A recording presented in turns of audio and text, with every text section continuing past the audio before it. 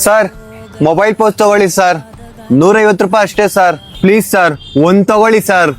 IPhone pouch ಇದೆಯೇನಪ್ಪ? ಹಾ ಇದೆ sir. ಯಾರ ಜೊತೆ ಅರಿಯದೆ ತಗೊಳ್ಳಿ ಸರ್. ಎಷ್ಟಪ್ಪ ಇದು? ಸರ್ ಹೊರಗಡೆ ತಗೊಂಡ್ರೆ 300 ರೂಪಾಯಿ ಸರ್, ನನ್ನ ಹತ್ರ 150 ರೂಪಾಯಿ ಅಷ್ಟೇ ಸರ್. ಮೊದಲನೇ ಗೋಣಿ ನಿಮ್ದೇ ಸರ್, ಪ್ಲೀಸ್ ತಗೊಳ್ಳಿ ಸರ್. ಹಾ ತಗೊಳ್ತೀನಿ ಸರ್.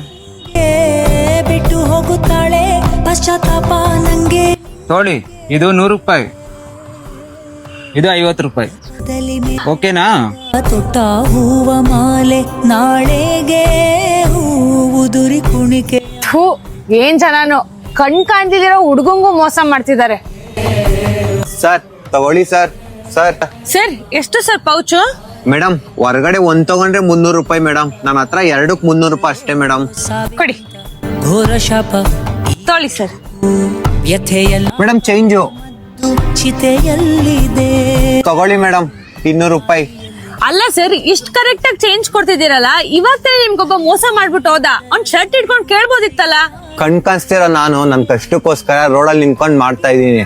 ಅವನು ನನ್ಗೆ ಮೋಸ ಮಾಡಿದಾನಂತಂದ್ರೆ ಅವ್ನು ಇನ್ಯಾವ ತರ ಕಷ್ಟದಲ್ಲಿ